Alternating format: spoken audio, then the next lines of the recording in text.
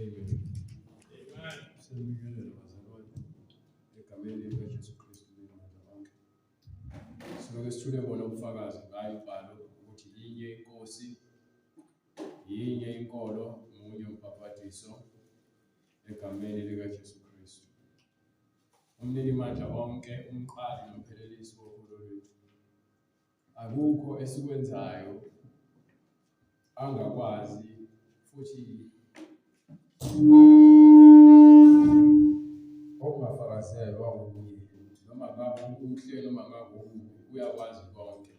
Kepha ufuna yena okumthokozisayo ukuze kupheleliswe thina kuyena. uNkulunkulu usithandayo, uNkulunkulu uyasithanda. Ekholweni siyafunda bazalwane, akusho ukuthi bekade ungakwazi ukuthize uma ufa kade usukholwa uyesihogweni ukuba bekungambuliwe. Kepha kuba buhlungu ukuthi uphike into oyaziyo ngenxa yokuthi inhliziyo yakho ayivumi. Insindiso asizakheli lefunwa yithini. Senza lokho okufunwa uNkulunkulu ukuze sikwazi ukuthi sisindisiwe futhi sisindiswe kuphi. Ubufakazi bakho buqoqwa ngalesikhathi wena ukhombisa amandla kaNkulunkulu empilweni yakho, ekuhambeni kwakho. So uma kwenzeka kukhona ungakwazi ufa, wena somazi uNkulunkulu sekukwena naye. Ngoba manje angikwazi ukuthi uzoya esihogweni ngenxa yokuthi wena awukwenzanga 1 no 2. Kepha kuba buhlungu ukuba futhi nomuntu waphambi kwakho akufundise lokhu afuna ukwazi wena bese akubiyele ekutheni lokhu okunye ekumele ngabe uyakwazi ungakwazi, ukuze kuyena uzogcwaliseka lenkanuko yakhe nenhloso anayo ngalokhu okusenhlizweni yakhe. Ngokuba khona izinto ezike enhliziyweni zabantu ezingabonakali ngaphandle, kepha ubona ngokuhamba kwesikhathi nokuhamba kwendlela ukuthi khona izinto ezifihlwayo ukuze lo olandela ngemumva asitheke ekutheni azi iqiniso lonke. Ngokuba thina abazalwane simele ukwazi iqiniso lonke. Ingakho uJesu athi uMoya oNgcwele uyakufika bese aniholele eqinisweni lonke. So umuntu kaNkulunkulu kufanele ukwazi. Yabona bekuthiwa lawo ababephila ngomthetho, engekho indaba yokungcwele yokuthi uma uvuma izono zakho uphenduka wamukela uJesu. Wayengekho indaba yokwamukela uJesu ngoba akekho owayesanqobe ukufa. So umthetho wawubagcina ukuthi bahlale begcinekile ekutheni babe nonembeza wokwazi isono ukuze uma bewona bakwazi ukuthi bahambe bokubantu ababekiwe ukuthi hambani lokhombisa ukuzisola ubona. Kepha labo bantu angeke banise uNkulunkulu ngoba nabo abakofiki uNkulunkulu. So abapriesti laba abangeni ngale kwisihlalo somusa ngokuba inyama yonke ingcolile. So njengoba uAdamu noEva eqalekiswa bese kuthiwa ke uma umuntu engelulela isandla sakhe athathe emthini wokuphila, kepha kunomuthi wokuphila kukhona inkemba ephenduka evutha umlilo. And le nkemba lena kuthiwa izwi kaNkulunkulu liyinkemba kithi. Phinde futhi athi umlilo yena umlilo oqothulayo. So kusho ukuthi umuntu bengekaze afike kuNkulunkulu ngaphandle kokuthi agcwalise izwi. Amen. Njengoba uJesu wafike wagcwaliswa izwi likaNkulunkulu, waliphila waze wavuswa futhi ilona izwi, ngokuba abazalwane siphila ngezwi. So uNkulunkulu ngulizwi, amandla akhe abonakaliswa ngokwenza izwi. Uze kubonakaliswe ungcwele ukwenza izwi. So wakwazi ukunqoba ukufa uJesu ukuze thina sikwazi ukuzizela uNkulunkulu, ukuze sazi ukuthi umuntu uyaphenduka ngenhliziyo ashiye isono bese enze lenkonzo eyayinikwe uJohane uMbhaphatisi yokuthi abantu abaphenduke, abafake emanzini kube ukuphenduka kuphela. Kepha uthi khona zemva kwami yena uza kumfaka uMoya oNgcwele. Uzomigcwalisa ngoMoya oNgcwele nomlilo. So uyabona le ndaba yokuthi lapha kuGenesis sahluko 3 kukhulunywa ngenkemba ephenduka kwase kukhona amakherubi. Namakherubi ayavezwa futhi naphakathi nencwadi lapho khona uMoses esakha iTabernacle ukuthi kuzoba khona amakherubi azoma abhekane bese kufundiswa ukuthi iTabernacle izokwakhiwa kanjani. Noma uSolomon esakha iTabernacle iThempeli nakhona le ndaba yamakherubi iyavela. Mase kuvela futhi nakwincwadi Ezekiel lapho khona kuvela uNkulunkulu kepha kunamakherubi andizayo anezimpiko eziwu6 mhlangothi zombili. So njengoba nje kunento evimbile ukuthi abantu babone uNkulunkulu njengoba enjalo. So uJesu yena ngobungcwele bakhe ukwazi ukuthi aphile ngamazwi nangomoya kaNkulunkulu kuze kube kufika ukufa njengoba kade fundisa enza amandla nesibonakaliso ngomoya ophila kuyena. Lo moya lo owamvusa ekufeni. So ekuhambeni kwethu thina bazalwane into esiqhuzulayo nokungafinyeleli eqinisweni lonke umoya oletha ukudungeka njengoba kunamabandla amaningi. Lamabandla amaningi usathane ukufaka lo moya ukuthi ubani ofundisa kangcono futhi eliphi ibandla elingcono, eliphi ibandla eliningi noma eliphi ibandla eliswenka kahle. So zonke lezi zinto zifaka umoya wokwehlukana phakathi kwethu, kakhulukazi kulabantu abafuna izikhundla nokuthi bashumayele ivangeli bengashumayeleli ukuthi basize abantu bafinyelele eqinisweni lonke, kepha sebesebenzisa ivangeli njengendlela yokuthi bacebe. Le ncwadi le ethi lapha kithi incwadi zu2 incwadi engizoziveza. uJobe usuke enakho konke, lithi iBhayibheli wayethembakele kuNkulunkulu, eyindoda engasolekile, kepha uSathane uhamba yomcela kuNkulunkulu. uNkulunkulu uyazikhayela ngoJobe. uJobe buza uSathane, uthini ngenceku yami uJobe, indoda ekholwayo elungile ethanda ukulunga futhi engahlanganisi uNkulunkulu. Uthi uSathane angithi umbiyele uJobe. So uma umiyele ucebile unakho konke futhi uyakwesaba nje ngoba ubuka ngendlela obusise ngayo. Kepha uma ngasulula isandla sakho ukuthinde nalezi zinto ezikeduze kwakhe ungabona angakuthuka emehlweni. uNkulunkulu uzakhombisa uSathane ukuthi abathembakele kuyena abami ngezinto eziphathekayo, bama ngothando lukaNkulunkulu nangokubona nje ubuhle bukaNkulunkulu, bame othandweni lukaNkulunkulu. Lokho kwenza ukuthi noma uSathane esenikwe ithuba lokuthi asuse izinto acabanga ukuthi uJobe zingamshiya enqunu, kepha uJobe ame ngomphefumulo wakhe noma umzimba usubonile usugcwele ukugula nezilonda, kepha uJobe umphefumulo wakhe unamathela kuNkulunkulu. So lento le uJobe azathi-ke ngifike ngiyize, ngaphuma ngize esizalweni sikamama, ngiyakubuyela khona ngize. uJehova wapha, uJehova uthathile. uqonde nje yokuqala ukuthi uma uphilela uNkulunkulu kufanele wazi ukuthi ufuna inhliziyo yakho. Konke lokho esikufisayo emhlabeni, njengoba kukhulunywa ngemishado, kukhulunywa ngendaba zokuceba, izimoto, izinto lezo uNkulunkulu anganqabanga nazo ngoba noJobe wayecebile.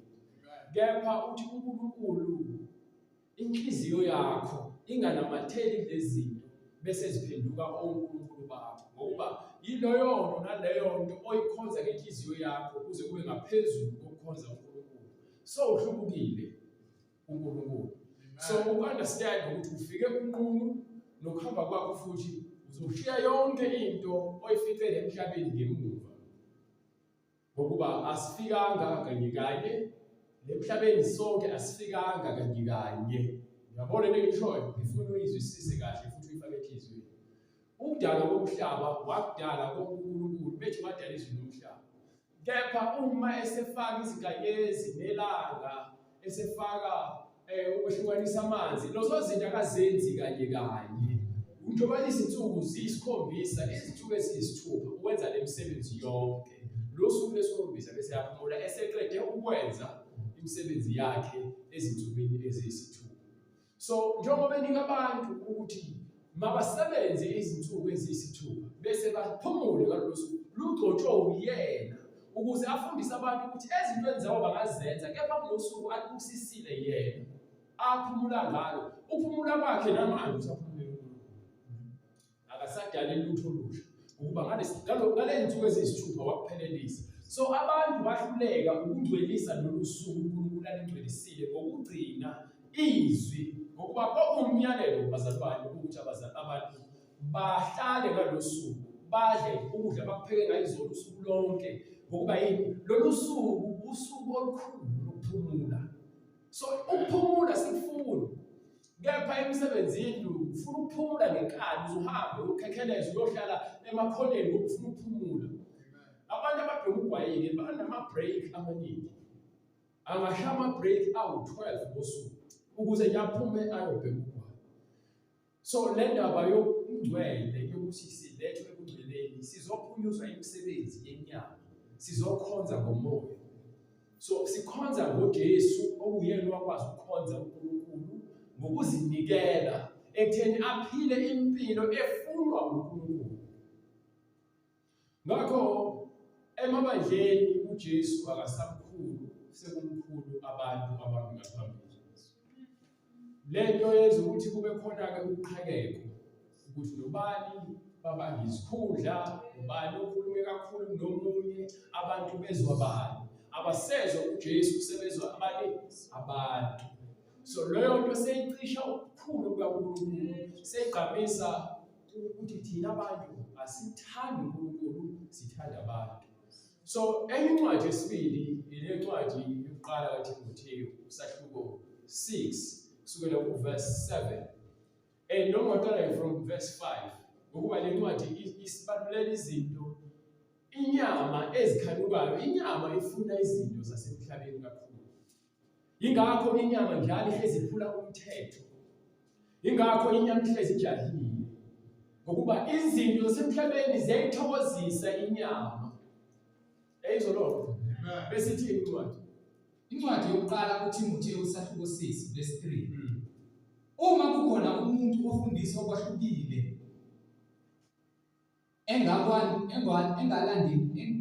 engawalandelisi amazwi aphilileyo eNkosi yethu uJesu Kristu nesifundiso esiya ekumesabeni uNkulunkulu. Isifundiso esiyaphi? Ekumesabeni uNkulunkulu. So yabona le ndaba zokukhothamela abantu kakhulu ube ngathi isilima. Abantu bayakwenza ukuthi wenziwa futhi nalabantu ethu abakhulumela abafundisi. Sokuthi umfundisi naye uyazokhumeza, kepha kunabantu abazobe bekhuluma ngomfundisi bamkhulumele bamenza bemkhulu umfundisi. iBhayibheli lithi bahlonipheni laba abantu phakela izwi, kepha ababona uNkulunkulu. Njengoba lithi nina abantu abasebenzayo, hloniphani nithobele labantu abaniqashileyo. Uma nisebenze ngathi nisebenzela inkosi, besithi nabo labantu laba mabaphathe kahle abasebenzi babo, abaholele ngendlela efanele, bazi ukuthi nabo ukhona umphathi wabo ongaphezulu kwabo. Okusho ukuthi thina kufanele sihloniphane ngokwezikhundla esinikwe zona, not ukuthi sikhonzane ugcine uNkulunkulu ungasamboni so usithwe ilo muntu lo, ngokuba uyefana nalabantu ekuthiwa banesihenqo njengoba uMoses babembona emkhulu, bagcine njengoba uNkulunkulu athatha uMoses wayomfihla abantu ukuthi baye bazohamba bayofuna ukukhonza uMoses. Wahamba wayomfihla uNkulunkulu ukuze abantu bafune yena. So ngibuye kulento yokuthi uma sibizwa kufanele silandele isifundiso, nabafundisi kufanele baholele abantu eqinisweni. Ukuthi bangaka abantu abakholwayo akuyona indaba yakho, ngokuba wenze umsebenzi kabani? KaNkulunkulu. Lithi ungajahi ukubongwa uma usebenza, kepha azi ukuthi wenze okufanele, ngokuba ngesikhathi wena ufuna ukuthi abantu babheke wena. Yeah. Wena usho ukuthi sowukhanyisa ukuphila sokuJesu wena. Ngoba phela iBhayibheli abantu bazobheka phezulu bakhanye. Manje mase sigqamisa wena kakhulu uJesu asisabuni.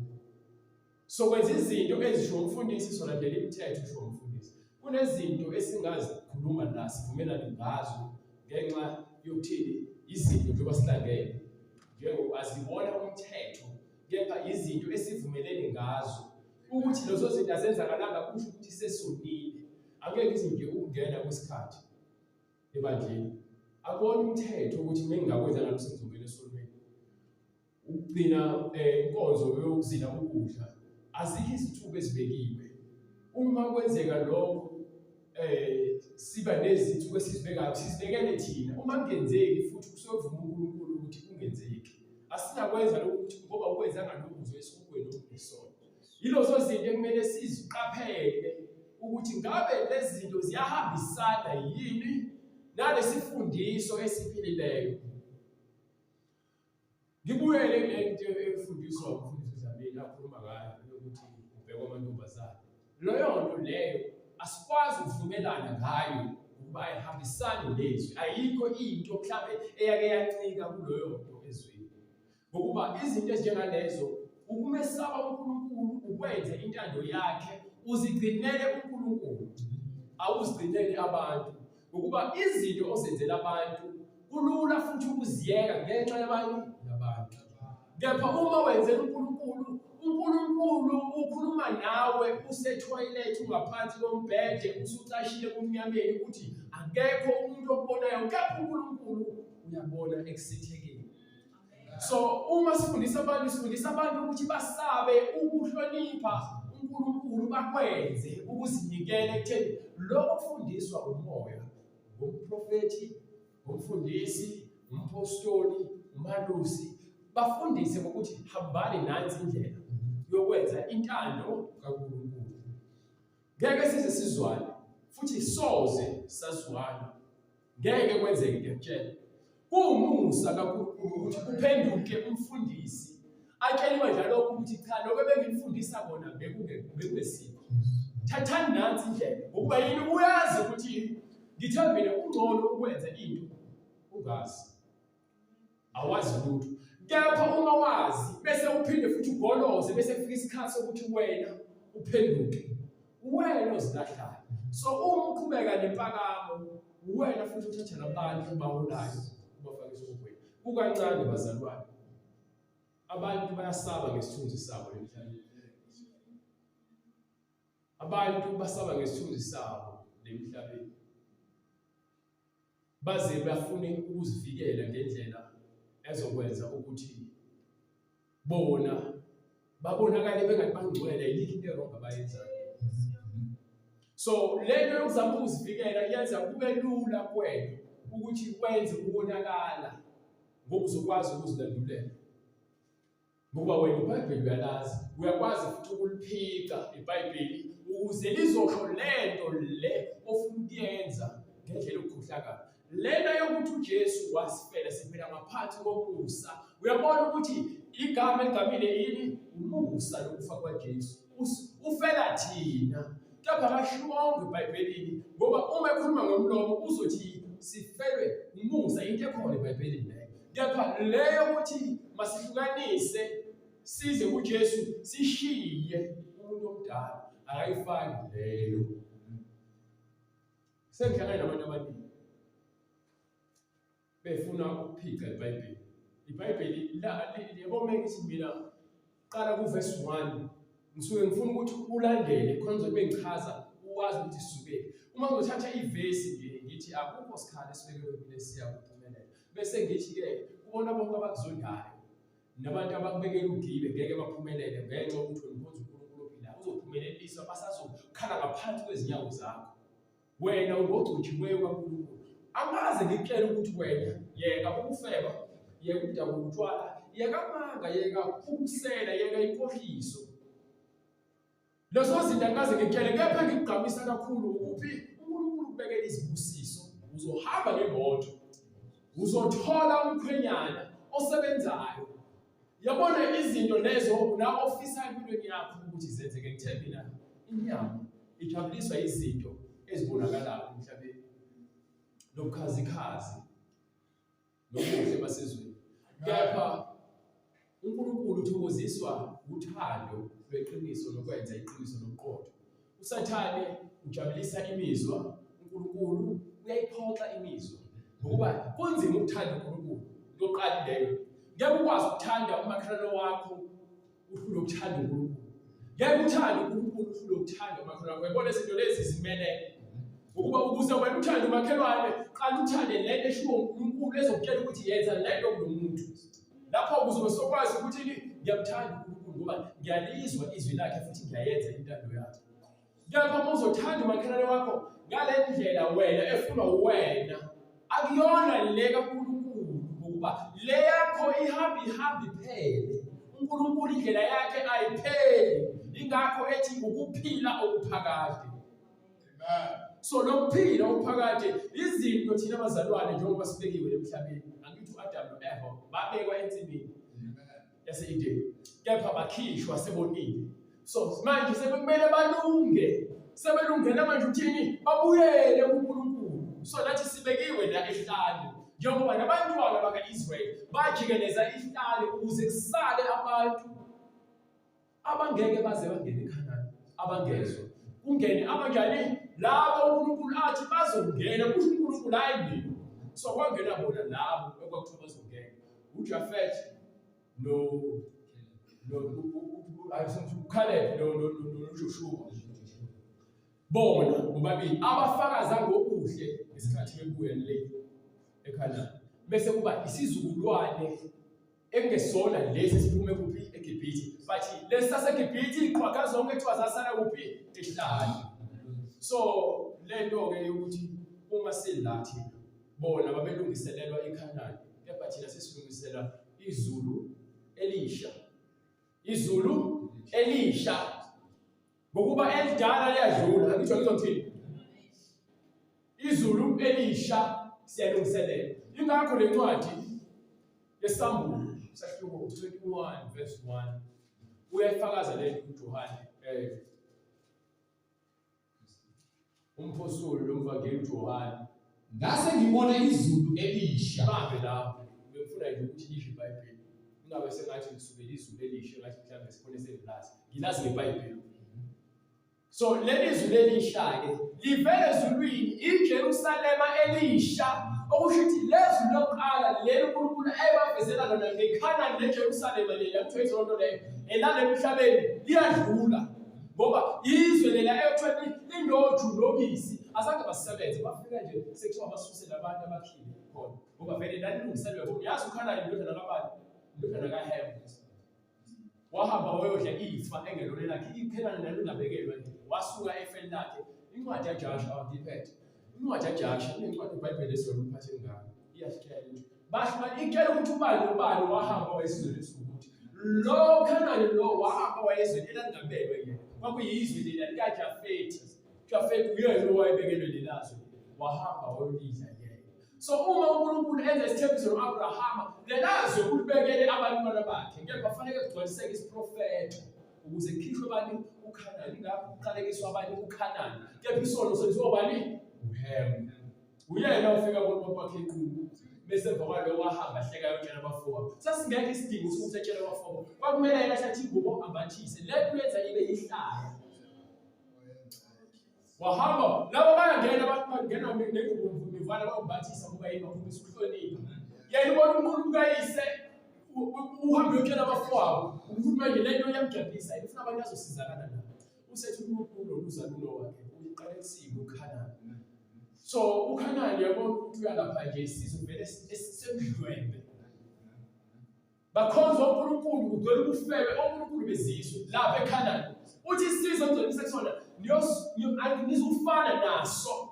Futhi aliyukunikela amadodana enu ukuthi athathe abafazi noma ninikele amadodakazi enu ukuthi athathwe yibona ngoba alinahlanganyela nabo akubona abantu bakaNkulunkulu ngokwenyama nangokomthetho obekiwe kwangamele.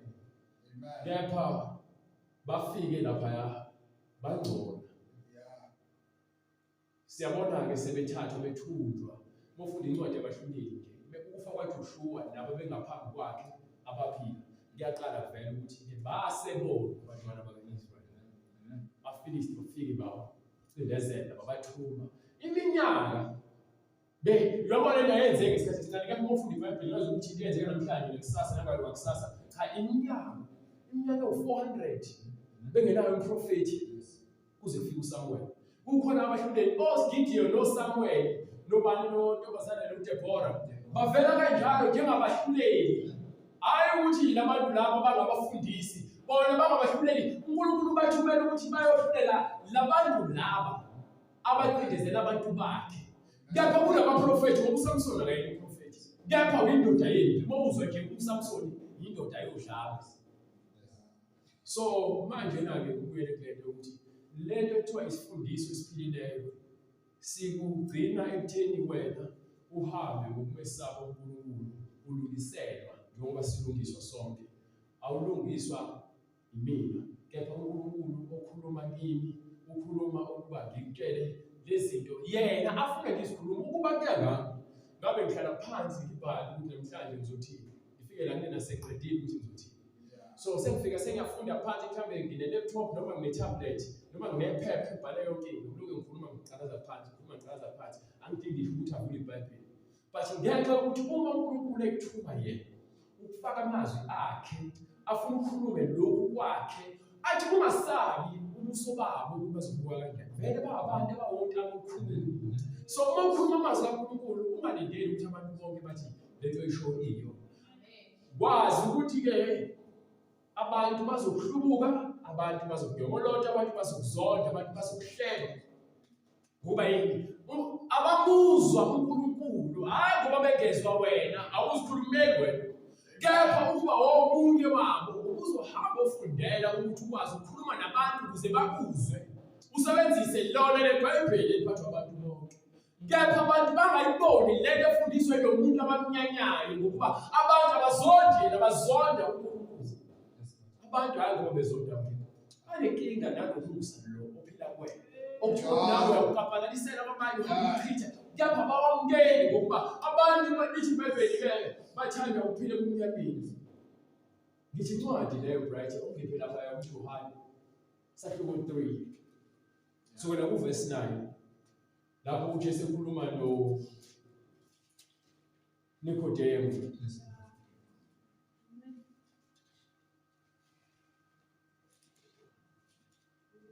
UNikodemu waphendula wathi kuye, lokhu kungenzeka kanjani na? UJesu waphendula wathi kuye, wena ungumfundisi kaIsrayeli, awukwazi lokho na? Ngiqinisile ngithi kuwe, sikhuluma esikwaziyo, sifakaza ngesikubonileyo, kepha anibamukeli ubufakazi bethu.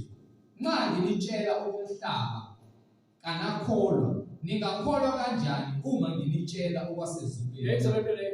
Sikhuluma izinto zakuphi zasezulwini ngoba silungiselelwa lapho siyakhona singazi. So umuntu wenyama akaqondi lokhu ngoba kufihlakele kuyena. Ngenxa yenyama into bethiwa ifihlakele umuntu ohamba ngezinkanuko, ohamba nangemizwa. Umuntu ohamba ngemizwa unokwenzeka kube khona ukuphambana ngenkulumo. Mhlawumbe wena uphambuke yena ngisho bangamtshela nje ngixolele, ngeke asaxolele ngoba imizwa yakhe nenhliziyo yakhe ithi cha. Akalethi inklesi nebhodlela noma lethi inkomo khona ngizobona ukuthi uyaxolisa. Uyabona ukuthi uyakuphoqa ukuthi uxolise ngale ndlela efunwa uyena. Noma ngabe kuthiwa ayikho enhlizweni yakho lonto yokuxolisa. Kepha ukuze kubukeke sengathi uyenzile lento phambi kwabantu yayinhle, letha inkomo, letha 1000, letha inklesi nebhodlela. Bayahlawulisa abantu. Bathi ukuhlawula kwakho wena awuzithobe inhliziyo yakho. Uhlawula vele inhliziyo yakho ayivumi ukuthi uyenze lento. Angithi yabona umehluko phakathi kwemizwa. Kepha lobo owonile uzoza ezothi ngiyaxolisa. Yabona bekuvela indaba yaAbraham noAbimelech. Kubangwa indaba yomthombo wamanzi. Mase efika uAbraham noAbimelech. Mase efika uAbimelech kuAbraham. UAbraham uthatha isilwane asihlaba bahlale badle. Ukwenze ngokusuka enhliziyweni. Afika ngoAbimelech wazofuna ini isilwane ukuze ngibone ukuthi uyaxolisa lethi isilwane cha. Lento yokuthi-ke uthatha inkukhu emsamo uyoxolisa ngayo, lento yokuthi mesefika umuntu uthatha imbuzi uyoxolisa ngayo, ayisebenzi ngokweni. Le ndaba yentethelelo iqala phakathi kwethu singabantu. Mawuzongilinda ngize ngife, bese ucabanga ukuthi bese ngifile, sowuzolalela isangoma noma umuntu omdala ekhaya ethi-ke hamba othenga imbuzi noma inkukhu enjalo, bese uyayihlaba, geze. Awugezi ngesilwane, thina sesidlulile lapho.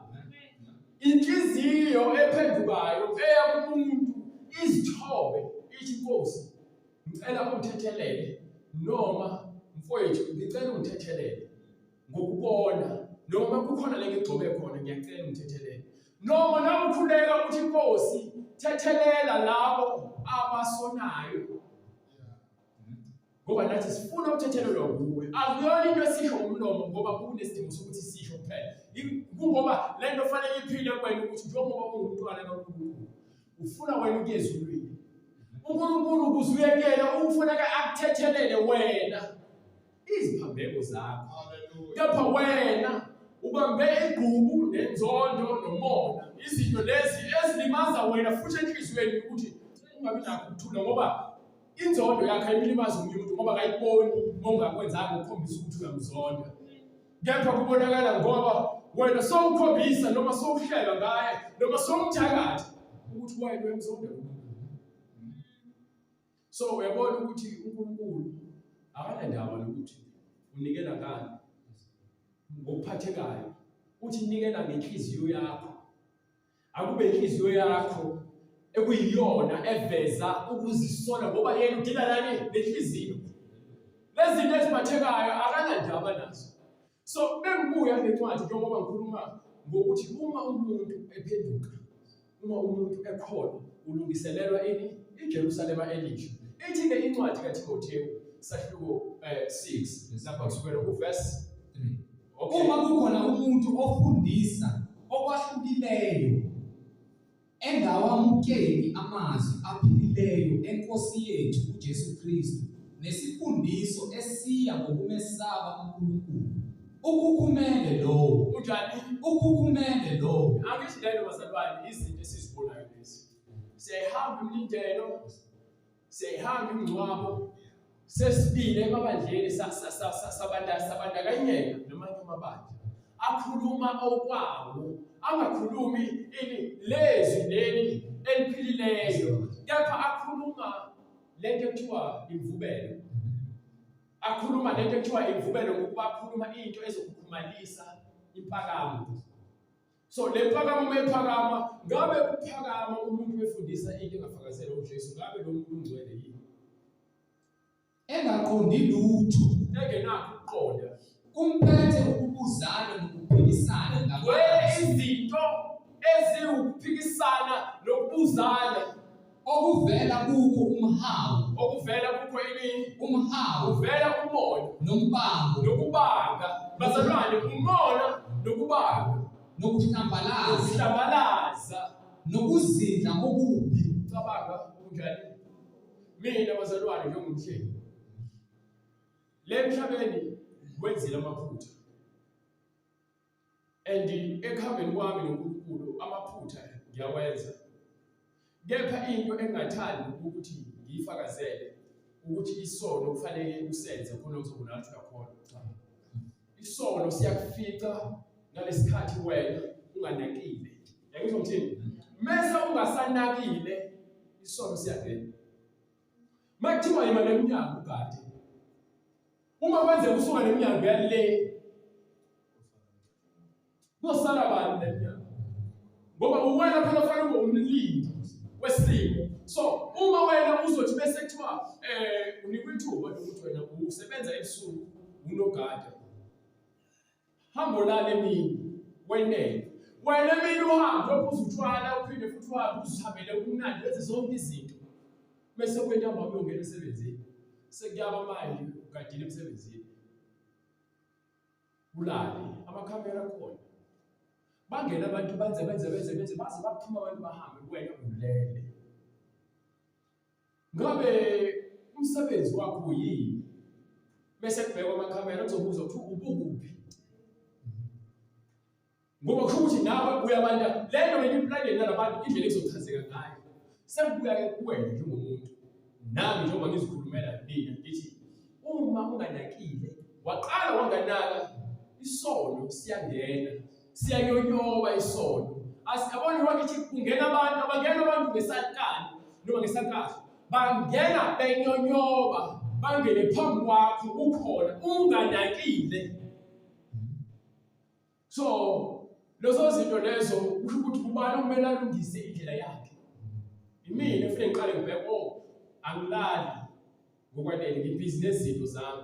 So lezi zinto zenza ukuthi bese ngifika kwesikhathi sokuthi ngiqaphele ngingakwazi ukuqaphela. Umzalwane uqaphela kanjani? Le nkonzo le yokujabulisa inyama yakho kakhulu.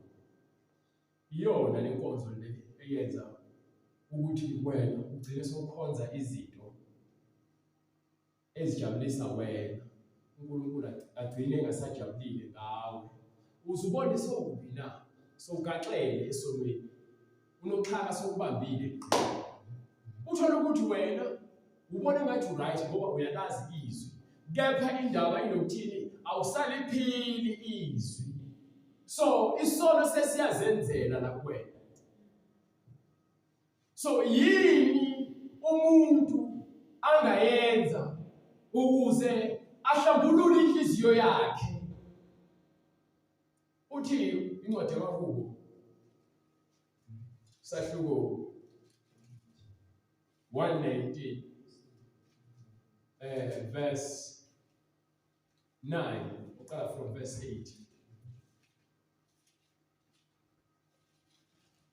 Incwadi yaMahubo isahluko 119 verse 8.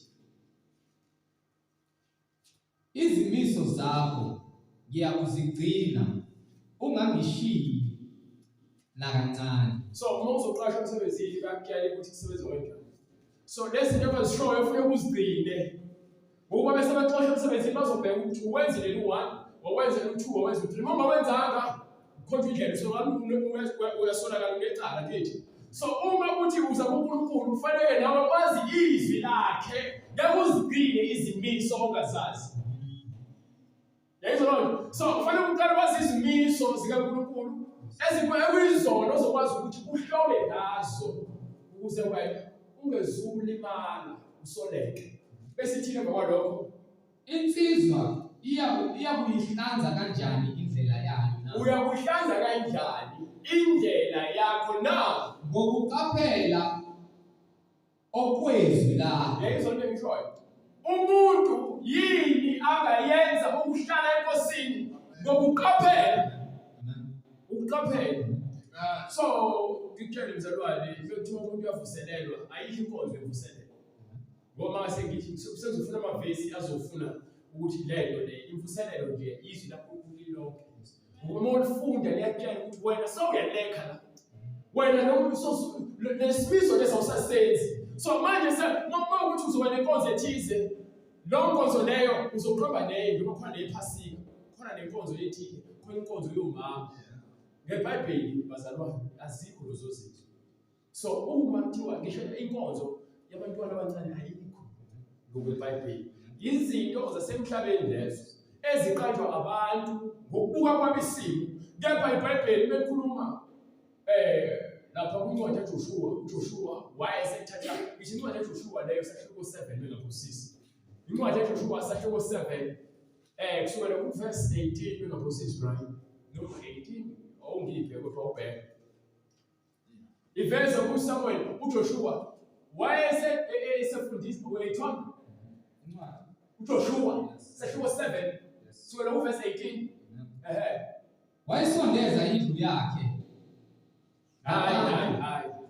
Hey hima.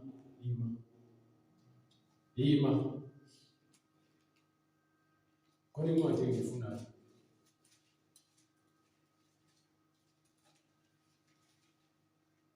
Akubona u7. Le khona ubulawa lobhemoya wayethotshile lo. Noma ngasekhumbula kahle ke uJoshua.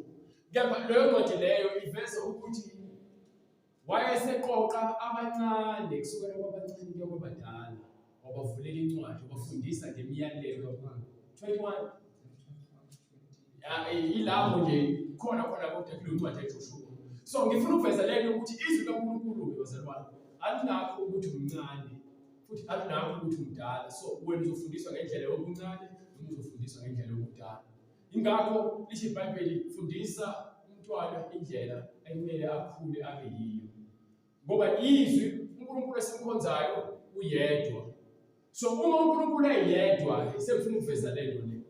Ethi uSolomon bekhuluma njengobaba ethi indodana yami. uSolomon sahluko incwadi eZakha sahluko 1 lapha eveza kusukela kuverse 3 beka 6 eveza uSolomon ukuthi kahle hle uNkulunkulu ufuna ukuthi umuntu afunde samncane so izwi kaNkulunkulu alibi izwi kaNkulunkulu elizokhulunywa kwena ngoba somdala kepha kuqala kuphi ebuncaneni bakho. So namazwi lawo ubufebe ngeke ungani zothi mhlawumbe yena kuyinto hayi kunelinye igama ongalibiza lokufebe ngoba isela ngithi. So ubufebe ngoba igama elikhona ekumele yazi ngani ukuthi into yonke ikhombisa ubufebe. Lokhu usebenzela kuSathane uma ukwenza ukuze ingane isabe bani uNkulunkulu ngokuthi ingayenzi into ephambene nani nomyalelo wethu incwadi eZakha sahluko 1 verse 3. Nokwamukela ukulaya kube ukuhlakanipha. Kwamukela ini? Ukulaya kube ukuhlakanipha. Besithi nokulunga nokwahlulela neqiniso. Ezindaba. So yabona ukuthi iqiniso yinto ofanele ukhule nayo. Uma ungazange uzokhule neqiniso wakhula ngamanga isikhathi eside bese kufaka iqiniso sekuyasetshenzwa futhi ukuthi ikhishwe lensila leqiniso. So lento leyo ukuthi athi umzali ingane yafika ngebhanoyi bekhuluma lengane. Ingane iyazi amanga. Ukuba into engekho wena wenza ingane ukuthi ikhole yini ngoba usaba ukuthi ingane izokwazi ukuthi ingane uthola ingane esiswini. Wena esikhathi ukuthi ukhuluma iqiniso ukuthi ingane ilethe ngebhanoyi elethe onesi ngebhanoyi. Wafika ngebhanoyi. So ingane ikhula ukuthi yafika ngebhanoyi mhlawumbe. So ukukhipha lensila le sekuzothatha isikhathi ngoba wena uqale wafundisa ingane yakho amanga usufuna ukuyifaka ini iqiniso. So seyinensila yamanga nenkohliso. And kuzothatha isikhathi ukuthi wena uthi ngo lokhu mengakuzwa ngabe uzokuzwa ngabani. Ngiyakuzothini? Uma ungakhuluma iqiniso lengane yakho i-experience yayo izoba buhlungu ngoba izophuma esandleni sakho. Ngoba izozwa izinto ngabanye abantu ezimbi bona ukuthi uyifikela kuzona. Ezonto le uthi ubhalo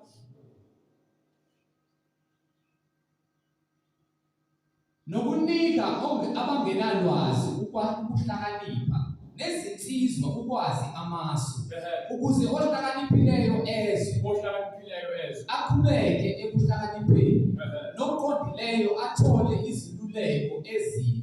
Yes. Ukuba aqonde izakha nezimfihlakalo namazwi abahlakaniphileyo. Umuntu ohlakaniphileyo akakhuluma amanga ukuze kuvele okuhle. Ukhuluma iqiniso ukuze kuphume okuhle. So uma umuthi ufuna ubheke ngapha ukhula awukwazi ukuthi uzobona kusomdala sowukhulele umuthi sowufuna ukugoma uyaphuka. Kepha ugoma usenjani usemanzi ukuze uhambe ngedirection le wena oyibekela ukuthi ufuna ihambe ngabo. Kepha wazama ukuthi ulinde ukuthi uzokhule kanibambe igazi laqhephuka ukuthi akusalungele ngotshiso. Mawufuna ukuligomisa sekumele uncenge. Yabona into bekithi ufuna ukugomisa uplastic lo. Sekumele mhlawumbe ubeke eduze kwelanga noma endaweni enomlilo eshisayo bese ubophe intambo ungafudonsi ngenkani same time. So ubophe kahle bese udonse kancane uzogoba kancane. Yapha uma usemanzi umuthi uwenza nje lonto leyo ufuna ukuyenzisa. Ngisho uqadole okhulu uqadole mawuthatha ubophe ifingers ungahlephuli. Yapha okhulu uqadole woma ngeke usakwazi ukwenza lonto. Usuzophuka ngoba uyoma. So ukukhula komuntu uma kukhona insila yena yesono iyomelela uthatha isikhathi sokuthi umuntu afinyelele kulesigaba uNkulunkulu akusona. Njengoba manje siyakholwa abanye abakholwa nathi kuthathe isikhathi lohambo ukuze sifinyelele la sikhona. Asikholwanga ngoba sihlakaniphile, asisindiswanga ngoba singcwele. Kepha sithole ini umusa ukuthi uNkulunkulu asinakekele bese ugwadule bekufaka imbewu kungamili lutho kungekho mvula. Kepha uNkulunkulu wathi yena uzoyifaka imbewu bese anisele. Awuzange uze umzalwane ophelele kwaphelela konke. Kufakwe kancane imbewu. Inhlabathi iqinile kwase kufakwa futhi nemvula noma amanzi kwachelelwa. Kwaqala kwakhona ithemba ngaphansi imbewu leyavunda yaselungela ukuthi ikhiphe iluluzana amadlelo. Bese ikhipha amadlelo siyaqala yakhula. So uma ikhula wena uthola izwi usaphakathi ekufebeni. Esakuncenga usibulo bese akuncenga ubhali ukuthi akahle indaba.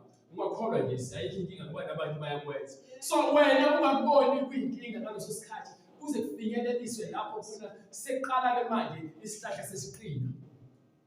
Sesiyaqala sesikhipha izimbali ezibolela ekutheni kuphume isithelo. So uyaqala yabona ukuthi cha ngiyamshiya ke manje usibulo, ngiyamshiya manje umbali. Ngokuba sekufika isikhathi sokuthi kuphume ini izithelo. So yangithi yabo izithelo zokukhula. So le ncwadi le ikhombisa lokho ukuthi umuntu okhula ngokuhlakanipha uqale encane ukuhlakanipha. Ingane bekuthi emilweni awusho ukuthi sweet uyatshela iyashiwa lapha. Uma ifuna ukubona ngempela izohamba izobuya seyikhana so uthi ngikutshelile ukuthi kuyashiwa lapha. So uyamfundisa ukuthi afunde ukulalela ngoba befunda ukuzenzela uyalimala. So abafundi ukwethemba. Mawuthi cha athi cha. Mina ungekho athi kuthiwe ngingakuthini ngingakwenzi lokho. Usho ukuthi useyaqala manje ukwazi ukwahlukanisa ngoba ukulalela ikona lokukhombisayo ukuthi umntwana uyezwa. Uma esebethini ukuhlebeleka khona umoya esididisa. Uthi awufunde leBhayibheli khona imfundiso lapho uncwadi ezakhe ufuna ifundo. Verse 6. Ukuba aqonde izaga nezimfihlakalo namazwi abahlakaniphileyo nezimfumbe zawo. Qhubeka. Ukumesaba uJehova kungukuqala kokuhlakanipha. Mesaba uJehova kungukuqala ukuhlakanipha. Iziwula ziyadelela ukuhlakanipha. Iziwula ziyadelela ukuhlakanipha nokuyala. Ndodana yami esathi-ke ndodana yami yizwa ukulaya kukayihlo. Lalela ukuthi uyalwe uyihlo. Ungawushiyi umthetho kanyoko. Ungawushiyi nomthetho kanyoko. Ngokuba kuyakuba ngumqhele omuhle wekhanda lakho. Ngoba yini? Ngumqhele omuhle wekhanda lakho nemideva entanyeni yakho. Izinto lezi ohloba ngazo ukulunga. Ngoba kuthiwa songumqhele kuyafaniswa lento abantu befaka ekhanda ibuye yinhle. Futhi ukuhlakanipha uma kuhleli kahle lapho ekhanda lakho kuwumqhele. Nale miyalelo enikoma wakho uNkulunkulu kafanise ngokweBhayibheli lesingisi. Ukuhlakanipha angeke uNkulunkulu kepha okwakhe. So uma ekhuluma ngonyoko ukhuluma ukuthi thina sizelwe ukuhlakanipha. Yena uNkulunkulu ukuhlakanipha kuphuma kuye. Uyena yonke le mimoya esidingayo ivela kuyena. Ngoba yabona bekhuluma ngale moya u7 ekumele sibe nayo. Lezi ncwadi lezi uJesu wayivula.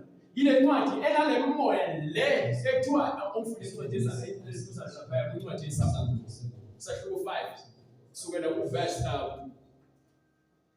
oqala from verse 3 uzohamba nayo bese sikwela lapha kwincwadi ezakhe bese ke sikwele kule ncwadi le besibhekile. Kwakungekho namunye ezulwini nasemhlabeni nangaphansi komhlaba owayenamandla ukuyivula incwadi abuke kuyo. Ngakhala kakhulu ngokuba kungafunyananga namunye ofanele ukuyivula leyo ncwadi abuke kuyo. U-Adamu wahluleka ukuqedela incwadi esenikiwe imiyalelo wangakwazi ukuphila. Akasekho-ke manje emhlabeni ongakwazi ukuthi avule le ncwadi. uMoses wathunywa naye. Kwathiwa akakhomba itshe manje uphuma edwaleni uMoses walishaya. Kwaba isono leso. So manje kusukela ku-Adamu kuya kuMoses isono siyabusa umoya wenkani. Mzalwane ngizothini? Umoya wani osiqashela uNkulunkulu wenkani. Thiwa enza lokhu wena ufuna ukwenza ngendlela yakho. Amabandla ahlukaniswa yini? Umuntu wabaphambi kwabantu thiwa afundise ngalokho yena uthatha lokho yakugila ukwenza ngale ndlela abantu abazokwamukela kahle. Omunye wamalunga wayesethi kimi ungakhali bheka. Yabona ngifuna ukuveza nale nto ngifuna ukuyiveza le ngisho manje. Uthi incwadi yokuqala kaSamuel sahluko 15. Lapha ku verse 24. Kunento ngifuna ukuyiveza engiyishilo. Samuel oqala sahluko 15 verse 24. uSamuel wayesethi kuSamuel ngonile ngokuba ngeqile isiyalezo sikaJehova namazwi akho. Yebo. Lokhu ngesaba abantu. Ngoba yini? Lokhu ngesaba abantu. Amabandla ayafa ngokuba abafundisi basaba abantu. Umyalezo kaNkulunkulu bese bayaweqa ngenxa yosaba abantu. So indaba inokuthini abantu abaphambi kwabantu abanamgogodla lokuthi bame ngeqiniso.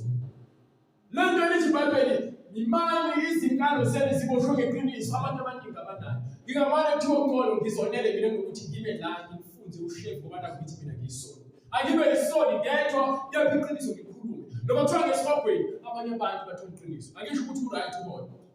Angisho ukuthi ifanele ngiqamba amanga noma ngizenze ngenza isono bese ngithi ngiyazilandulela ngokuthi abantu baya ngoba nami ngizesihogweni. Angifuni besihogweni. So lento leyo ukuthi abantu bafune ukwenza intando yabantu. Yilento leyo abafuna ukwakha amabandla. Lento yokuthwala ngabantu ukuze bagcwale emabandleni. Iyona lento le eyenza ukuthi izwi kaNkulunkulu lingapheleli. Qhubeka ngencwadi leya. Hayi le. Incwadi Izaga. Usamuel uqedile bekufuna ukufakaza lokho. Omunye wamalungu wayesethi kimi ungakhali bheka. Inqobile ngonyama yesizwe. Inqobile suthi uJesu akazange ukwenza emhlabeni uzokwenza intando yabantu.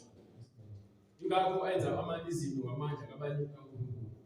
Yiyona lesiyilwelayo leyo bazalwane ukuthi singabe abazalwane abathanda uNkulunkulu ngemlomo. Abakho abazinikele uNkulunkulu ngezinhliziyo ezipheleleyo. Akekho umuntu onguye usho njalo uSolomon kwenye incwadi yezikronike namakhosi. Ethi ngokuba akekho umuntu onguye. Kepha uma abantu bakaNkulunkulu bezisola lapho bekhona bekubuyela kuyena ngezinhliziyo zabo noNkulunkulu uyaphendula ubuso bakhe abheke kubona. So lento yokuthi umuntu uyaphenduka mzalwane. Hayi ngoba ephenduka ngoba ebona umunye umuntu kufanele aphenduke ngoba kusuka kuyena inhliziyweni. Nesono sakho usibone kusuka kuwena ngoba uNkulunkulu ukhuluma nawe wedwa. Uma usenza isono uNkulunkulu usuke ebona wena. Inhliziyo yakho ukuthi igcwele yini ukona. So nangu umuntu ke manje le moya lesidingayo sipheliswe ngayo right ohambe ngoba nginichazayo. Le khulunywa ulubuzana. Ngase ngibona yesizwe sakwaJuda impande kaDavide ukuba ivule incwadi nezimpawu zayo eziyisikhombisa. Izimpawu mzalwane ngifuna ungizwisise. Izimpawu eziyisikhombisa ekumele sikwazi ukuziphilela ukuze siphelelise yini uthando nobungcwele bethu. Izimpawu eziyisikhombisa. Izimpawu eziveza phambi koNkulunkulu ukuthi unazo yini lezi mpawu. Ngoba le mhlabeni uphilela ukuthi ugcwalise yini lezi mpawu ezigcwaliswe uJesu. Baningi bro. Ngase ngibona phakathi kwesihlalo sobukhosi nezidalwa ezine. Phakathi kwamalunga kumiwungu kungathi lihlatshiwe. Ukhuluma ngento esenzekile hayi esazokwenzeka. Ukhuluma ukuthi indaba kaJesu ayiveli la emhlabeni eyasemaphakadeni. Linezimpondo eziyisikhombisa. Izimpondo ezisikhombisa excited umoya lesikhuluma ngayo. Namehlo ayisikhombisa. Amehlo ayisikhombisa excited umoya lesikhuluma. Le moya ibona yonke into mzalwane ngikutheni. Le moya le ibona yonke into. Ngoba uNkulunkulu abanawo amehlo 7 ufike umbona amehlo 7. Bathi okamoya kwaphula umoya ukuthi nazi izinto ekuthiwa izimpawu. Yakizothini? Abangomoya. Ithi iBhayibheli izimpawu eziyisikhombisa. Angomoya ezisikhombisa. Izimpondo ezisikhombisa. Akhulume ngokufica le mpondo phesa afika ngempondo. Yakizothini? Akubona ukuthi amehlo esikhombisa. Kepha kuthiwa izimpawu. angomoya abayisikhombisa bakaNkulunkulu Imoya. abathunyelwe Abanjani? emhlabeni wonke, abathunyelwe emhlabeni wonke. Kule moya ekumele ipheleliswe kuthina ukuze sikwazi ukuthi siphile uJesu kuphela wakwazi ukugcwalisa yonke leyo. So incwadi ivula uJesu yokuphila. uJesu uNkulunkulu akithi. Incwadi yokuphila ivula uJesu akithi. Okusho ukuze kube khona umuntu emhlabeni kumele kube khona uJesu. Ingakho kuthiwa kuyindlalifa yabo bonke okuphilayo nobafileyo ngoba uJesu uyena owuqala lokuphila, owumqala nomphelelisi. Ngaphambi kokuthi eze enyameni uJesu kumoya. So ufika emhlabeni nje uvele yena ukhona. So uzonqoba into thina asabele yona ukuthi thina siphile emhlabeni, sihluleke ukuphila emhlabeni. Siyona, silodlame, sinenzondo, siyazondana, siyathakatha. Silibele ukufela. Manje uJesu uzosikhombisa ukuthi uma ngase ngidlalela uNkulunkulu, ningaba lokuphila. Nami ngizophilela uNkulunkulu. So siza kuNkulunkulu ngokuphilela uNkulunkulu. Asize uNkulunkulu ngokuthi size kuyena ngomlomo. Leli vangeli bazalwane kuyintshela. Liyimvela kancane. Ayikho uvule incwadi la. Ayikho bright ngiyakutshela extras. Le ncwadi le lapha phezulu. So ithi kuyofika isikhathi emhlabeni lapho khona izwi loNkulunkulu liyoba indlala. Abantu bayogibela behambe befuna izwi loNkulunkulu bangalitholi. So siphila kulezi sikhathi. Mina ngisho ukuthi mina uNkulunkulu usebenzisa mina. Kepha ngithi iqiniso lakhe livela kancane. Noma ngithi mhlawumbe ngimkhulu ngoba nawo uNkulunkulu ngikelo. Izwi lakhe livela kancane bese ngihlele kuba ngingedwa ngiyabona ukuthi ushubile. Ngoba sibanga ini imbhalo. Imbhalo isho lokhu sifuna ukwenza lokhu. Abafundisi bafuna abantu ukuthi benze izinto ezifunwa yibona, kepha iBhayibheli alizifuni. Nayi into ekumele sigcwalise ilezi mpawu. Balinge bright. Leza layithabatha esandleni sobunene sakhe, owayehlezi esihlalweni sobukhosi. Kuthe seliyithabathile incwadi, izidalwa ezine namalunga angamashumi 24 awaphansi phambi komuntu. Wait. Kuyafika isikhathi lapho khona uJohane athi waphansi ithi ngelosi hey. Ngapha manje kuwa abantu abasezulwini phansi. Bawaphansi ngamadoda. Bonke ithi incwadi right. Kuyileyo naleyo linehawu nezitsha zegolide zigcwele iphepha. Khona nomuntu onguqela into engadalika. Mina edala uNkulunkulu athi uNkulunkulu wakhe noma iguqela. Why phobe uguqela uJesu ezulwini? Umkhuleko wabangcwele. Umkhuleko wabangcwele. Ahlabelela igama elisha elithi ufanele wena ukuthabatha incwadi nokuvula izimpawu zayo. Uvule ini?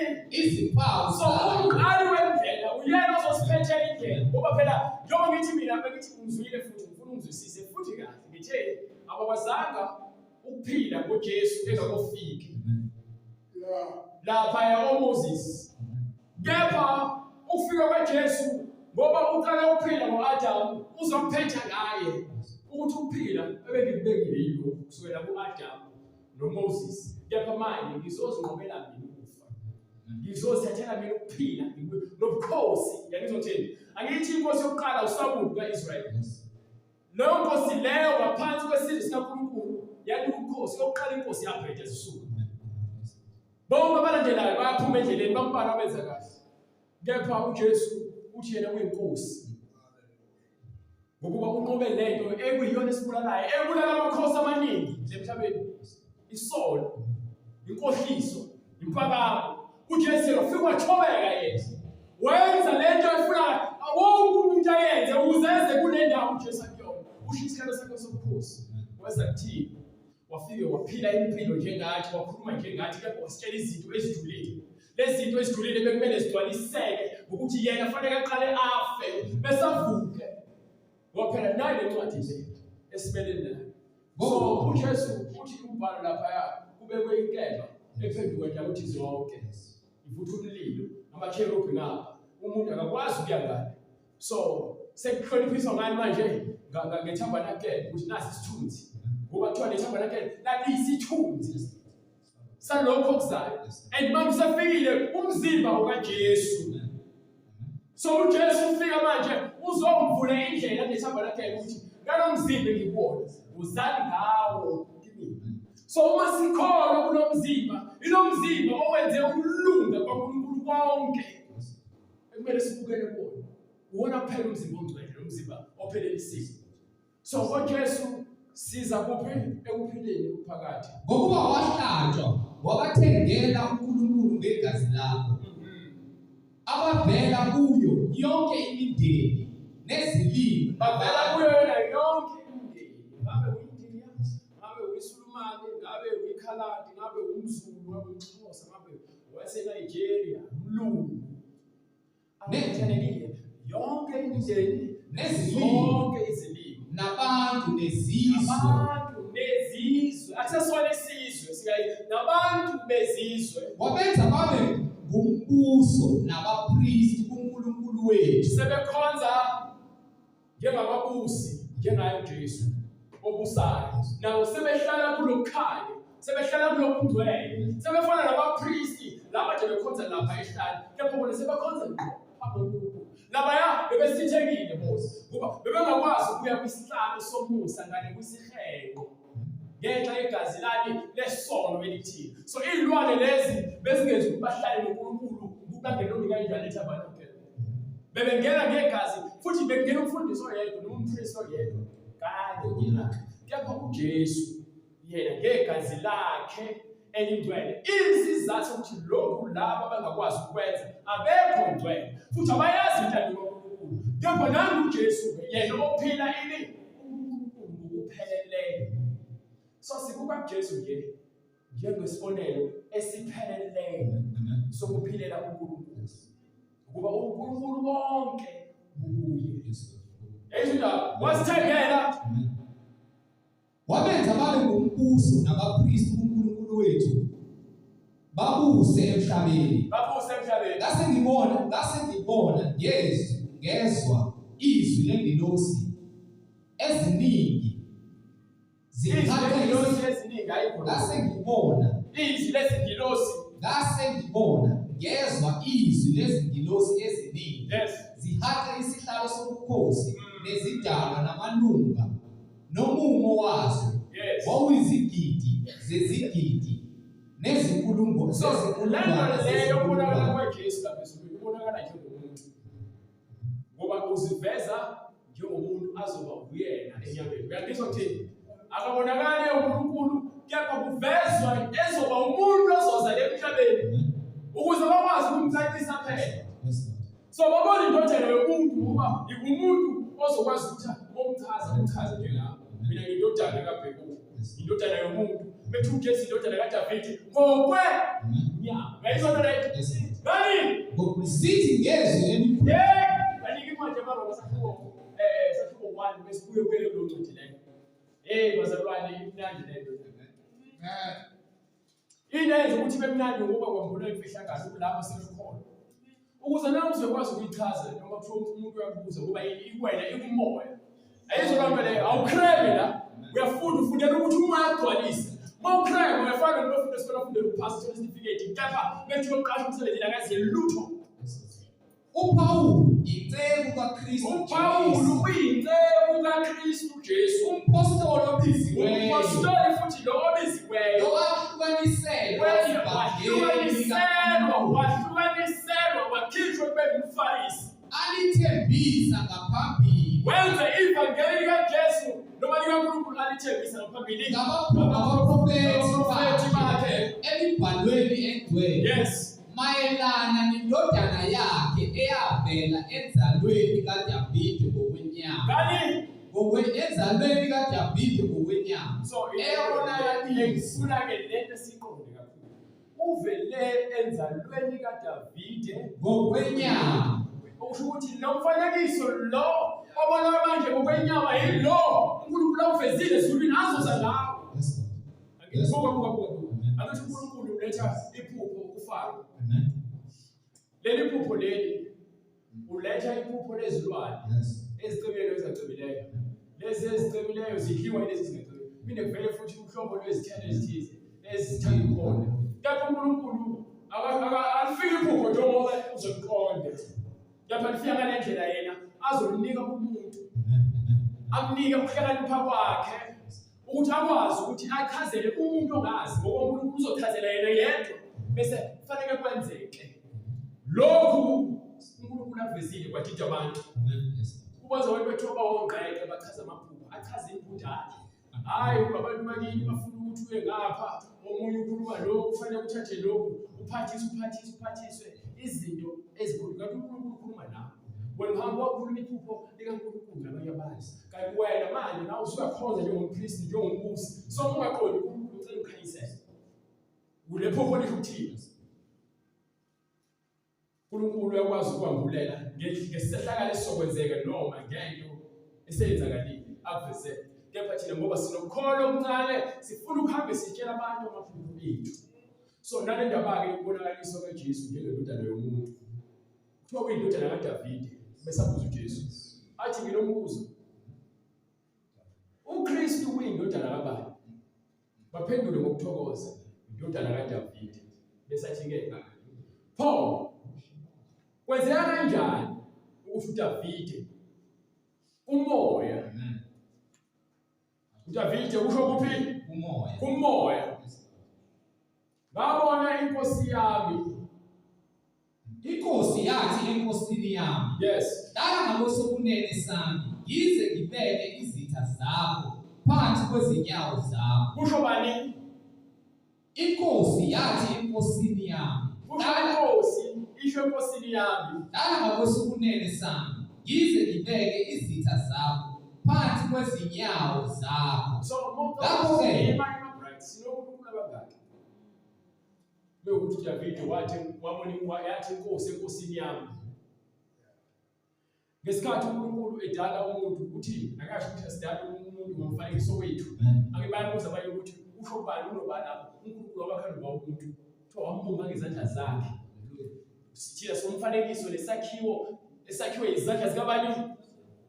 So uNkulunkulu uyakwazi ukuthi akhulume into nawe ngale ndlela afuna ukukhuluma ngayo yena. Kube ukuqondeni kwakho ukuthi wena uphiwe yini lento ekhulunywa lapha kwincwadi yeZaga. Ukuthi umuntu ozokhuluma izaga nezifenqo, izinto eziyimfihlakalo, ozothi lo ohlakaniphileyo azizwe zivule ukuqonda kuyena. Bese akhule kuphi? Ekuhlakanipheni. So kunalento yokuthi uJesu uNkulunkulu ezobeni. Nalento yokuthi uJesu uhleli ngakwesokunene sikaNkulunkulu. Akhulunywa ngento ozothi yinto yokuthi khona uJesu uNkulunkulu futhi bathi bawuthuka. Futhi lento yokuthi-ke uJesu Kristu uyinkosi sisho lana ukuthi-ke unomunye uNkulunkulu ezobeni. Ulizwi wayenguNkulunkulu. Ulizwi wayeyini? WayenguNkulunkulu. Ulizwi wayebalo isiholele ekutheni siqonde ukuthi uNkulunkulu uzibonakalisa ngale ndlela le. Afuna ukuzibonakalisa ngayo. Bese kuba ukuthi ukuhlakanipha unakho yini? Iyasebenza yini ukuhlakanipha kwakho? Ngoba abaningi kusebenza ukuqili hayi ukuhlakanipha. Bese kusebenze ukuzambulela hayi isambulo sikamoya. So lento lena evezwayo manje ukuthi siqonde ukuthi uNkulunkulu wabonakala kuMose. Lapho uAbraham akamazi uJehova. Mangase ungikhombise nje eBhayibhelini ukuthi ubhalwe ukuthi wathi uJehova yena. Uthi uAbraham ubhalwe phansi kwincwadi ukuze lonke iphele kwencwadi leyo. Ngizonifukuzisa abazalwane ngoba kuvuma uNkulunkulu ukuthi ifukuze. Awunginike incwadi Exodus 6.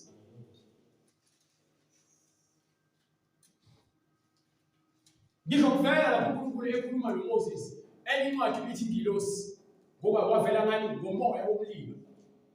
Akuvelanga uNkulunkulu qopho, kepha uMoses wabona yini? Umlilo. Kepha ukhuluma abanye uNkulunkulu. So izingilosi zikhuluma izwi kaNkulunkulu.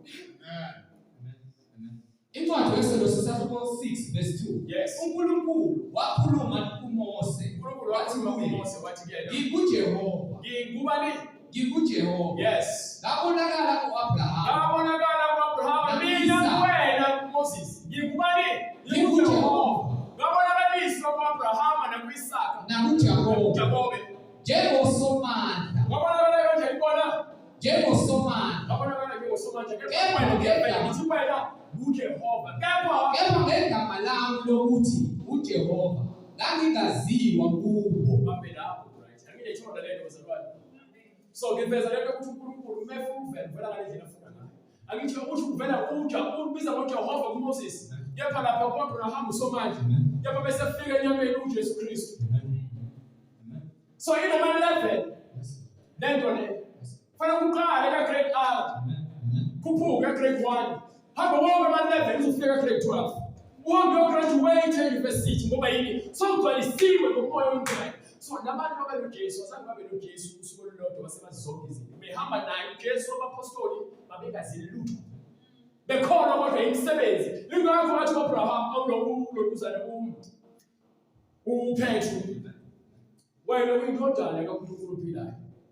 Uthi ubusisiwe wena Petru, Simon uPetru. Kuba lento awuyambulelwanga yini? Inyama negazi. Kepha ubani ubaba osezulwini. Khona lapho ke eseshilo uJesu ukuthi nakwena Petru ngibeka ngithi kuleli thwala zokhimandla lami. Amasango esihonga ngeke aphumelele ngoba yini ngizamnika izahluthulelo elibopha emhlabeni boshilo ezulwini. Neniqanqayo emhlabeni iqonqo ezulwini. Bese athi ke esanda kuthutha sebehamba babusele icele abajethi uzokwenzela eJerusalem again. Bese bakele lo bese aphinda uPetru abuyele enyameni futhi. Yakizwa ngithini? uPetru ubuyele enyameni usafika uJesu ukuthi ungayi lapha. Sethi uJesu ubuyele emva kwaMsathane. Ukukhuluma yini izinto zenyama wona isiqhubekiso. Abantu bantu uyamthuka uPetru kanti uJesu abanesithandi ukuthi uJesu ukhuluma nomoya usuhlasela uPetru. uPetru wahlaseleka. Ehamba noJesu.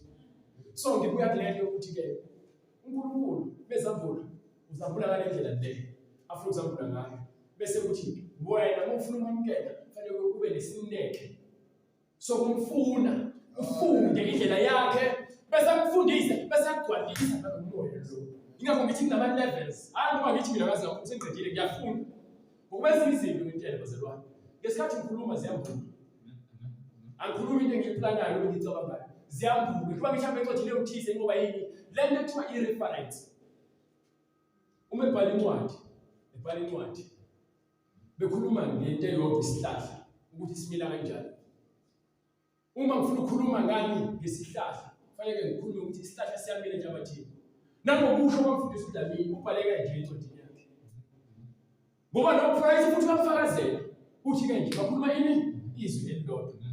The same thing isebenzisa iBhayibheli sihamba siye kuMoses siphinde siye eJakobe siphinde futhi sihambe siye kuGenesis siphinde sihambe siye kuIsaya ngoba yini bakhuluma izwi elilodwa siyafakazisa besifundisa iBhayibheli.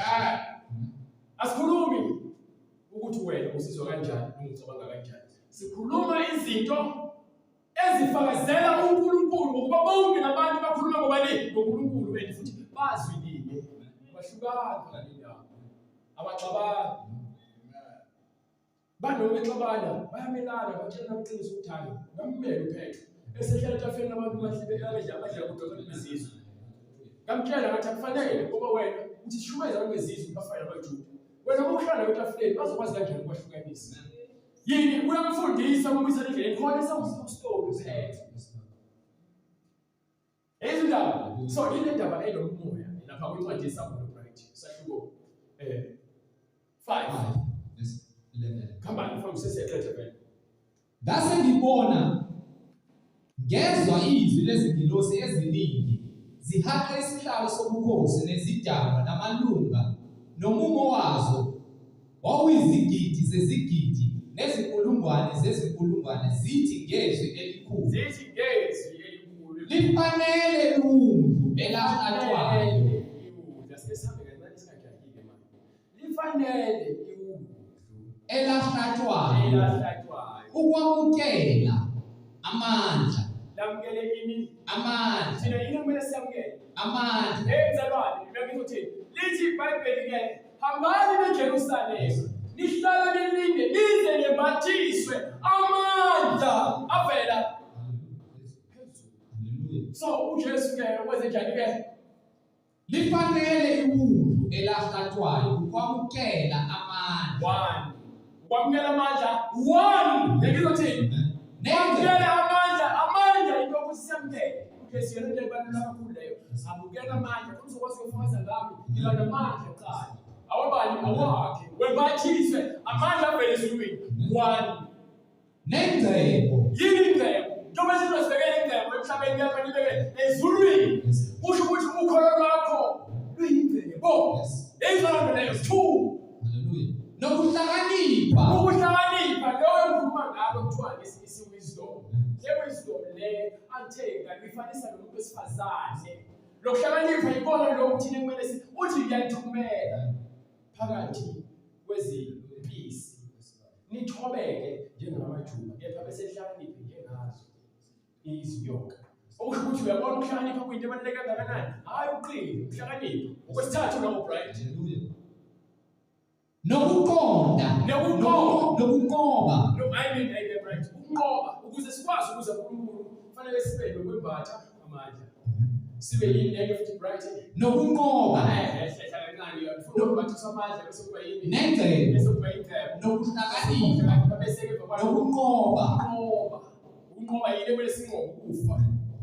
Impawu lezo okhuluma ngazo mina lezi engithi ngiyiveza nazo. Qhubeka bright. Nodumo. Udumo 6. Nenkazimulo. 6 no 5 lo. Nenkazimulo. 6 inkazimulo. Nesibusiso. 7 isibusiso. Imimoya leyezimpawu. Alidlo libhayibheli ubusisiwe. Izwi lihlazekile olambile. Isibusiso leso. Wena ulesiphathekayo lapha khuluma ngesaphezulu. Bazalwane. Ngiyalithanda Nkosi yethu. uNkulunkulu wamphula izinto nami ngivile sengilahleke ngomndeni. Ngoba akukhona kwami akulingani kwaNkulunkulu. So lezi zinto lezi njengoba sikhuluma ngalezi zinto lezi sithi izimpawu ezisikhombisa. Izona zinto lezi ezivezayo ukuthi naye uNkulunkulu. Ngoba lo Sathane ethi uphumile uyakhankasa. Uthumele futhi nabo abapostoli abafana nezingilosi. USathane uyingilosi yobumnyama. Uthi lezi khonzi zakhe zisebenza umsebenzi kaSathane. So mekuthiwa thina masihlakaniphe mzalwane. Thina asingahlakaniphi ngokukhetha abantu, asihlakaniphe ngokwazi izwi. Mina bazalwane akekho umuntu ongangidukisa ngezwi. Sefike abantu abaningi befakaza ngoJesu. Bethi babona uJesu, bese bakhuluma izinto eziphambene nezwi. Ngithi nje cha. Noma ngabe kuthiwa kunye kushe kwa right konke kepha lokho ngeke ngize ngikuvume ngoba lezi leli uthi umbhalo. Ngifuna ukuthi ngifakazele ngayo yonke into engiyishoyo. Lapha kuncwadi kaJohane sefika 8. Bright ngifuna ukubhekele 28 sefika 8. Ngifuna ukubhekela lapho khona ethi ke lapho khona befuna ukuthi ke uthi manje ethi ke fakazi uJohane lo sefika 8. Ngifuna lapho uverse 1. Uqale kuverse 46. Kumuphi kini ongangilahla ngesono na? Bani umuntu ongangilahla ngesono? Uma ngikhuluma iqiniso. Uma ngikhuluma iqiniso. Anikholwa yini ngani na? Yimi ngani na? OngokaNkulunkulu uzwa amazwi kaNkulunkulu. Yes. Kungakho ningezwa nina ngokuba anisibo abakaNkulunkulu. Baphendula abaJuda bathi kuye, asisho kahle yini ukuthi ungumSamariya nokuthi unedimoni na? uJesu waphendula wathi, anginadimoni kepha ngidumisa uBaba. Nina ke ngabe lapho uthini manje uJesu udumisa umoya oyedwa uBaba. Kepha ke nina ke niyangidumaza. Nina anifuni ukholo. Mina ke angifuni olwami udumo. Yes. Ukhona ofunayo nowahulelayo. Ngiqinisile ngithi kini, uma umuntu egcina izwi lami akasoze akubona ukufa naphakade. Bathi kuye abaJuda, manje sesiyazi ukuthi kunodimoni uAbraham wafa nabaprofeti, wena ke uthi uma umuntu egcina izwi lami kasoze akuzwa ukufa naphakade. Wena umkhulu yini kunobaba uAbraham osewafa na? Nabaprofeti sebafa, usenza bani na? uJesu waphendula wathi, uma ngizidumisa mina, udumo lwami luyize. Yes. Ubaba ongidumisayo. Bani ongidumisayo? Ubaba ongidumisayo. Kwasekwenzakala. Elisho ngaye ukuthi unguNkulunkulu wenu. Yebo. kanti animazanga, kepha mina ngiyamazi. Uma ngithi angimazi, ngingaba ngingumqambimanga njengani. Kepha ngiyamazi, ngigcina izwi lakhe. U-Abraham uyihlo wathokozela ukubona usuku lwami, walubona wajabula. Base bethi kuye abaJuda, awukabi naminyaka engama-50, kanti u-Abraham usuke wambona na? UJesu wathi kubo, ngiqinisile, ngithi kini, ngaphambi engakaphiko u-Abraham, ngangikhona mina. Base bethatha amanje ukuba bamkhande. Kepha uJesu wasithela waphuma ethempelini. So umbhalo uthi ngaphambi ukuthi kube khona u-Abraham ngikhona. Njengoba uJesu eveza lento le, usivezela ukuthi siqonde ukuthi amandla kaNkulunkulu alele kuyena ngakho konke. Kepha umuntu ozokholwa umuntu ongakholwa uzobuka ngokwenyama njengoba babebuza iminyaka. Kepha abakholwa umoya, ngoba bazalwane uma sikhuluma izwi zikaNkulunkulu afanele ubheke umuntu. Ngoba ngithi sifakazisa ngemibhalo, imibhalo efanele ikhulume umuntu afakazise ngemibhalo bese achaze lapha nalaphaya. Ngoba uma sizokhuluma konke ngathi thina sesazi konke, iBhayibheli lingasisifakazeli. Liyalimala iBhayibheli ngoba abantu bagcina sebelalela wena konke okushoyo bengasakwazi ukuhlola imibhalo. Lento yokuthi sikhuthaze abantu bazi izwi iyona le. Ngoba uthi uJesu ngesikhathi futhi befuna ukugcoba ngamanje athi uma ukuthi nifuna ukungcoba ngamanje ukuphi okuronge ngikushilo bese bathi ngoba wena uzenza indodana nomlingana noNkulunkulu. Uthi abhaliwe yini emthethweni wenu ukuthi nina ningonkulunkulu.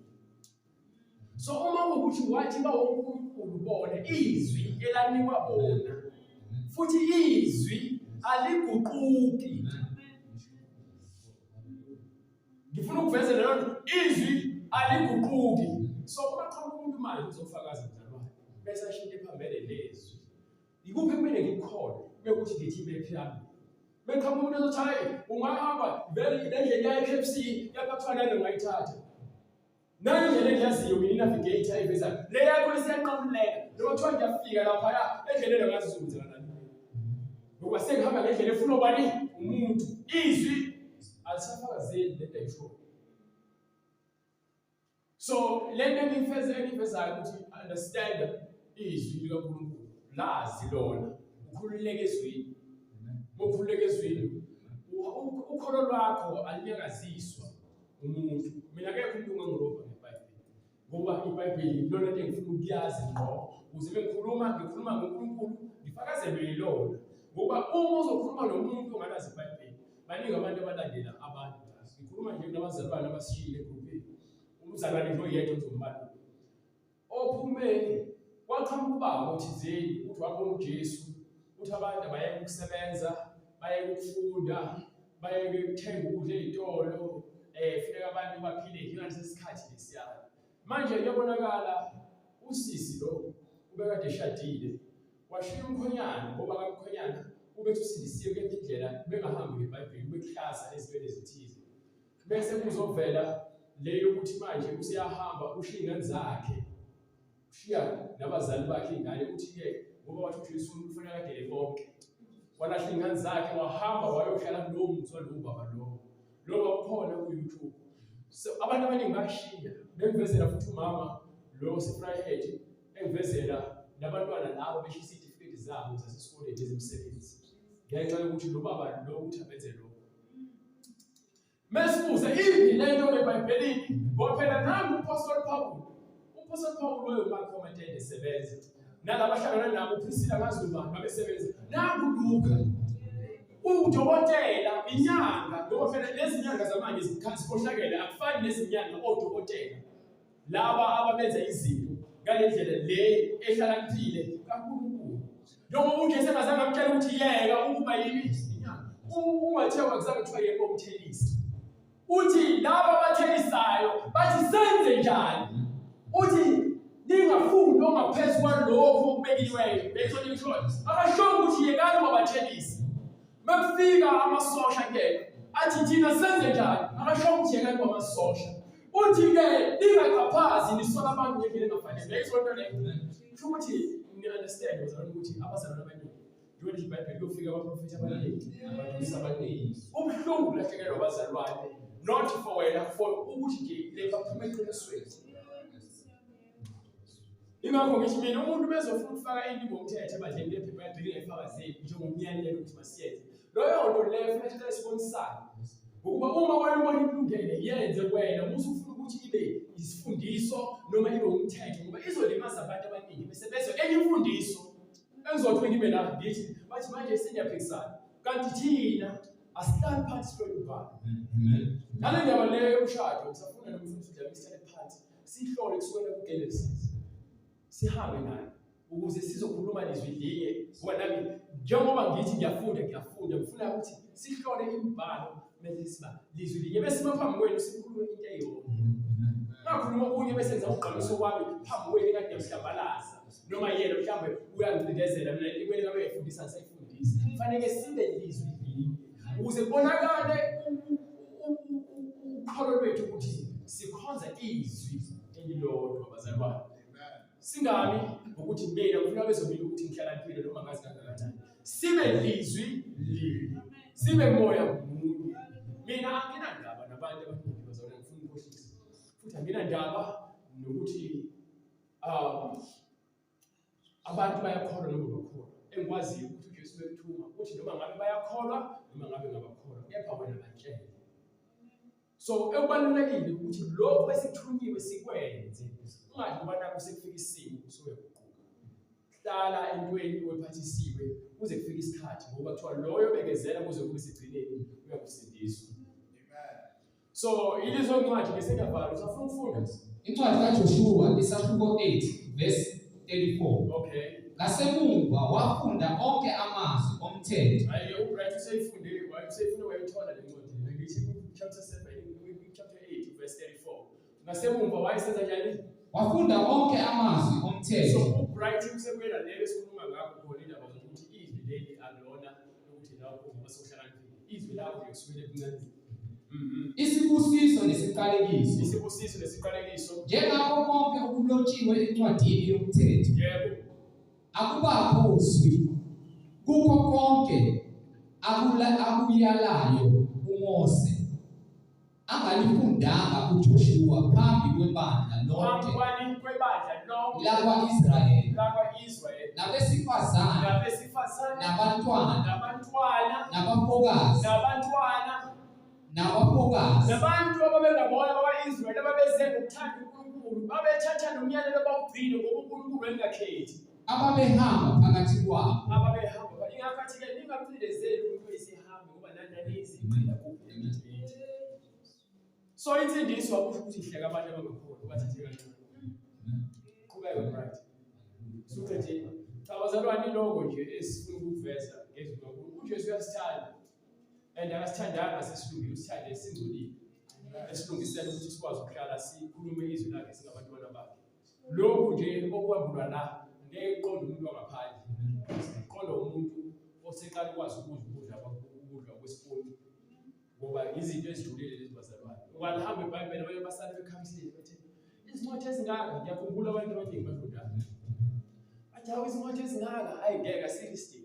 Ayisashukela lapha ayisuku kwathiwa sivula incwadi eziku-11 17.